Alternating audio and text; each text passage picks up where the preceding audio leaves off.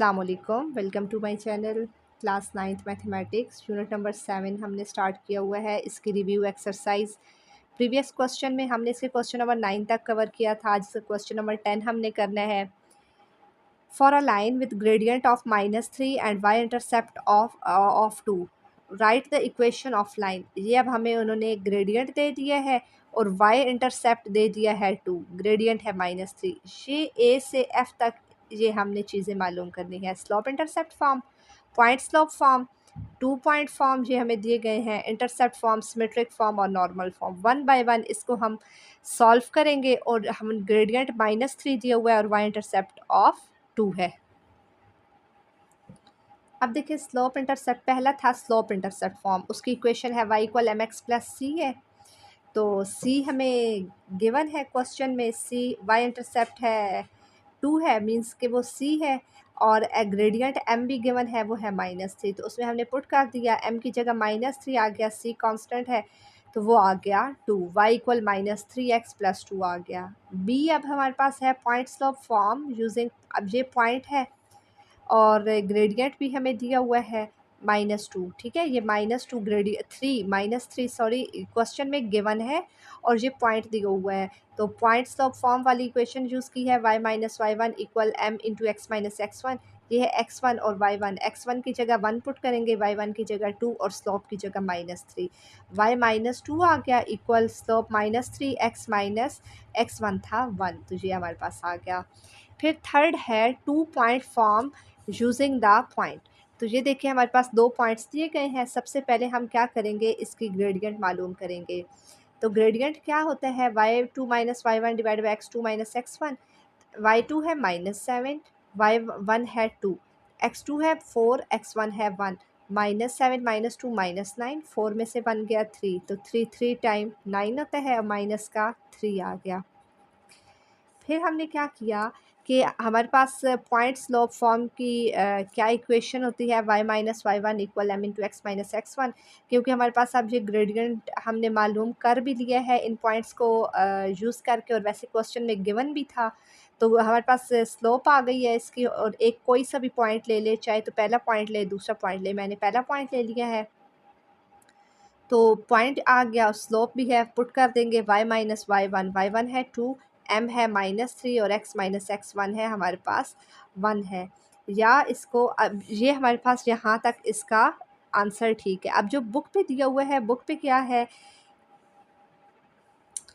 y -2, ये देखिए y -2 वही है, और m जो है ना, m जो ऊपर हमने मालूम किया है, ये y2 - y1 x2 - x1, तो ये उन्होंने डायरेक्ट यहाँ पर पुट कर दिया और फिर क्या किया,4 - 1 को उधर मल्टीप्लाई कर दिया है।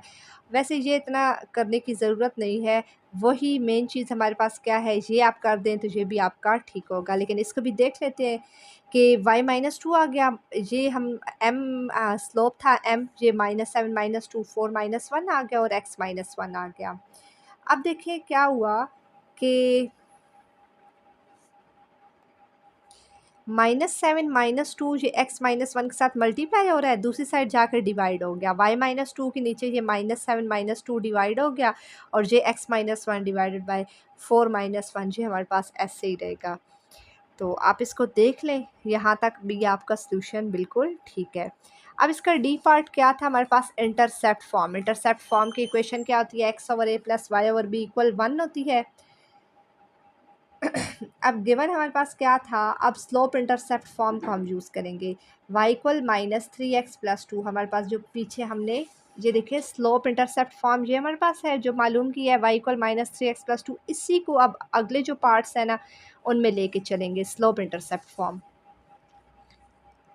अब इसमें क्या है कि हमने जो कांस्टेंट है वो एक साइड पे रखना है।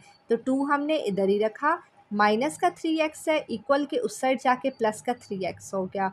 अब इधर हमें 2 भी नहीं चाहिए, हमें 1 चाहिए, तो 2 को हम दोनों तरफ डिवाइड कर देंगे। y के नीचे भी 2 डिवाइड हो गया, 3x के नीचे भी 2 डिवाइड हो गया और ये 2 के नीचे भी 2 डिवाइड हो गया। 2 1 टाइम 2 आ गया, इधर 1 आ गया। अब 3x/2 + y/2 इक्वल, ये क्या आ गया 1। अब x के साथ देखिए, हमें x के साथ भी कोई चीज़ नहीं चाहिए, तो 3 है x के साथ, तो 2 के नीचे ये डिवाइड हो जाएगा। x divided by 2/3 plus y/2 equal 1, ये हमारे पास क्या आ गया, इंटरसेप्ट फॉर्म। ई पार्ट अब इसका है हमारे पास सिमेट्रिक फॉर्म। अब हमने क्या करनी है, इसकी मालूम करनी है। सिमेट्रिक फॉर्म का हमारे पास फार्मूला है x minus x1 divided by cos alpha equal y minus y1 sine alpha equal r। तो ये हमारे पास क्या है, सिमेट्रिक फॉर्म का फार्मूला है। अब उसके लिए सबसे पहले हम क्या करेंगे कि हम उस जो हमारे पास स्लोप इंटरसेप्ट फॉर्म है उसको यूज़ करेंगे, क्योंकि फार्मूला में देखिए हमारे पास x1 है y1 है, लेकिन हमारे पास पॉइंट्स तो नहीं है, तो हमने वो पॉइंट भी तो मालूम करने हैं। अब ये हमारे पास क्या थी, स्लोप इंटरसेप्ट फॉर्म की एक इक्वेशन आ गई, इससे इक्वेशन नंबर 1 का नाम दे देंगे। अब हम को x की जगह कोई सी भी वैल्यू पुट करेंगे तो y का एक आंसर आ जाएगा, तो हम x को 1 पुट कर देते हैं। ये आ गया x की जगह 1, -3 + 2 आ गया -1। जब x को 1 पुट किया तो y क्या आ गया, -1। अब देखिए पॉइंट भी आ गया, स्लोप हमें क्वेश्चन में गिवन थी वो है -3। अब देखिए हमारे पास हमने पढ़ा था स्लोप और ग्रेडियंट ऑफ अ लाइन में हमने पढ़ा था कि हमारे पास m किसके बराबर है, tan अल्फ़ा के बराबर है। m हमारे पास स्लोप होती है। अभी हमने पीछे लिखा है कि स्लोप किसके बराबर है, -3, जो क्वेश्चन में गिवन था m के बराबर थी, तो m क्या इस किसके बराबर है, tan अल्फ़ा के बराबर होता है। तो हमने वही चीज़ लिख दी कि tan अल्फ़ा है m के बराबर है, और m हमारे पास क्वेश्चन में क्या गिवन है, -3 गिवन है। अब हमने चैप्टर 6 में पढ़ा थी एक identity, 1 + tan square alpha equal second square alpha हमारे पास होता है। तो अब हमने tan अल्फ़ा, यहाँ पर अब हमने वही आइडेंटिटी यूज़ कर दिया। ये tan अल्फ़ा वाली है ना, तो tan alpha 1 + tan square alpha equal second square alpha. अब tan अल्फ़ा हमारे पास क्या है, -3 के बराबर है। -3 का स्क्वायर 9 आ गया, 1 + 9 10 आ गया। और अब सीकेंड अल्फ़ा, तो सीकेंड किसका रेसिप्रोकल होता है, 1/cos का रेसिप्रोकल होता है। ये आ गया 1/cos स्क्वायर अल्फ़ा आ गया। इसका स्क्वायर रूट लेंगे तो √10 आ गया 1/cos अल्फ़ा। कॉस इसके साथ मल्टीप्लाई हो जाएगा, क्रॉस मल्टीप्लाई कर देंगे। इसके नीचे 1 है, 1 टाइम 1 नहीं होता है, तो कॉस अल्फ़ा और ये √10 आ गया इक्वल 1 आ गया। तो कॉस अल्फ़ा की वैल्यू क्या आ गई, इस साथ मल्टीप्लाई हो रहा है, दूसरी साइड जाकर डिवाइड हो जाएगा, तो 1/√10 आ गई जी। अब इतना प्रोसेस हमने क्यों किया है, क्योंकि हमें सबसे पहले तो हमें पॉइंट्स चाहिए थे। एक दफ़ा पीछे देख लेते हैं। ये देखें, ये हमारे पास फार्मूला है, इसमें हमने एक तो पॉइंट्स मालूम करने थे, उसके लिए ये स्लोप इंटरसेप्ट फॉर्म लेके चले हैं। फिर हमारे पास क्वेश्चन में गिवन था कि हमारे पास जो m है वो -3 के बराबर होता है, तो m किसके m हमारे पास होता है tan अल्फ़ा के बराबर होता है। फिर tan अल्फ़ा की जगह हमने अब cos अल्फ़ा और sin अल्फ़ा मालूम करने के लिए हमने ये सारा प्रोसीजर किया है, क्योंकि फार्मूला में cos sin है। तो tan अल्फ़ा अब यूज़ हुआ तो आइडेंटिटी यूज़ कर दी, 1 + tan square alpha equal second square alpha, क्योंकि tan से हमें सारी मिल जाएंगे, cos वगैरह मिल जाएंगे। इसमें हमने पुट कर दिया, सेकंड रेसिप्रोकल होता है 1/cos के, फिर क्रॉस मल्टीप्लाई हुआ, cos की वैल्यू हमें मिल गई 1/√10 की वैल्यू मिल गई। अब देखिए हमारे पास जो tan होता है वो किसके बराबर होता है, tan बराबर होता है sin/cos के बराबर होता है। तो हमने ये देखें tan अल्फ़ा इक्वल -3 था, तो tan अल्फ़ा हमने लिखा, tan अल्फ़ा होता है sin/cos के, ये हमने आइडेंटिटी यूज़ की है ये वाली। अब tan अल्फ़ा की जगह -3 पुट कर दिया, फिर अगेन अब हमने वो आइडेंटिटी यूज़ किया। एक दफ़ा हमने आइडेंटिटी यूज़ की थी कॉस मालूम करने के लिए, वो थी 1 + tan स्क्वायर अल्फ़ा, ये वाली यूज़ की है। अब हम आइडेंटिटी यूज़ कर रहे हैं कि साइन मालूम करने के लिए कर रहे हैं, तो tan अल्फ़ा sin/cos होता है, तो -3 आ गया, और cos अल्फ़ा भी हमें वैल्यू पता है, अभी पीछे मालूम किया है, 1/√10 आ गया।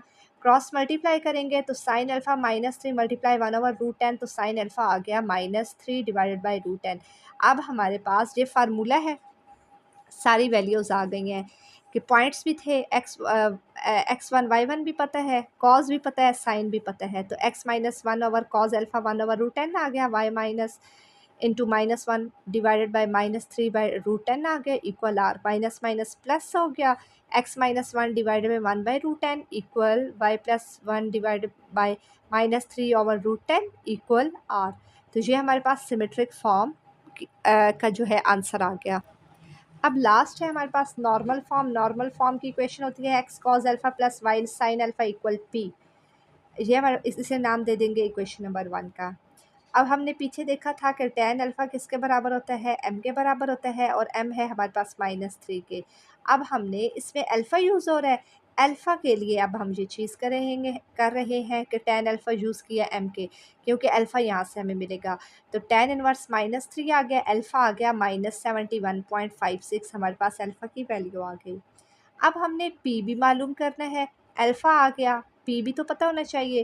तो अब देखें हमारे पास स्लोप इंटरसेप्ट फॉर्म क्या होती है, -3x प्लस 2 अभी जो पीछे हमने यूज़ की है, तो इसमें हमें जो है x पॉजिटिव चाहिए। तो ये हम जो दोनों चीज़ें हैं ये y वाली तरफ ले जाएंगे, तो पॉजिटिव 3x हो जाएगा प्लस y, और प्लस 2 था -2 इक्वल 0। अब x के साथ जो वैल्यू होती है वो a होती है, y के साथ b होती है, और जो कांस्टेंट होता है वो c होते हैं। a 3 आ गया, y 1 आ गया, c -2 आ गया। अब p मालूम करने के लिए हम क्या करेंगे, फार्मूला होता है ये हमारे पास, p मालूम करने का फार्मूला याद रखना है, -c over √a² plus b²। अब c है -2, a है 3, b है 1, माइनस माइनस प्लस का 2 डिवाइडेड बाई 9 + 1 10, 2 डिवाइडेड बाई 10। अब हमारे पास p भी आ गया, अल्फ़ा की वैल्यू आ गई, इस इक्वेशन में पुट कर देंगे। क्या आ गया, x cos alpha -71.56, y sin alpha है -71.56, और p है 2 डिवाइडेड बाई √10। तो इसी के साथ हमारी रिव्यू एक्सरसाइज कंप्लीट होती है।